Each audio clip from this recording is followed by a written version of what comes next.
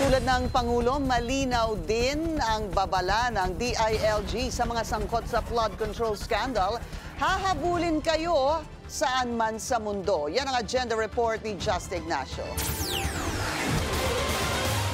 Hawak na ng mga otoridad ang 8 sa 16 na personalidad na sangkot sa flood control scandal na pinaaresto ng Sandigan Bayan. Kabilang dyan, sina DPWH Mimaropa Regional Director Gerald Pacanan, Assistant Regional Director ng DPWH Bureau of Maintenance Jean Ryan Alorin Altea, Assistant Regional Director Ruben de los Santos Jr., Chief DPWH 4B Construction Division Dominic Gregorio Serrano, Chief DPWH 4B Maintenance Division Juliet Cabungan Calvo, Project Engineer 3 Felizardo Savare Casuno at Engineer Dennis Abagon.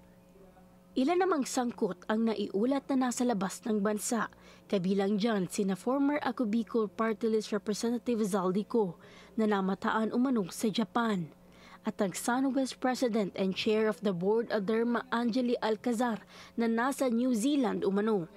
Ang SunWest Treasurer and Board Member naman na si Cesar Buenaventura na pag-alamang nasa New York. Habang nasa Jordan naman, si DPWH OIC Chief Planning and Design Division Montrexis Tamayo. Ayon kay DILG Secretary John Vigramulya, maliban kay Ko, ilan pang individual ang nagpahayag ng kanilang pagsuko. The other members who are believed to be abroad have made contact with our law enforcement agencies, are expected to show up at the embassy and begin immediate repatriation towards the Philippines.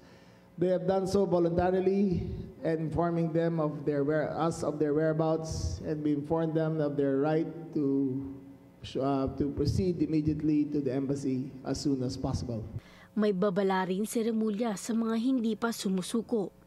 We have to make it clear that no matter where you are in the world, we will find you.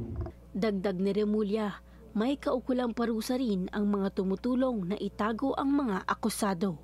Para sa agenda, Just Ignacio, Billionaire News Channel.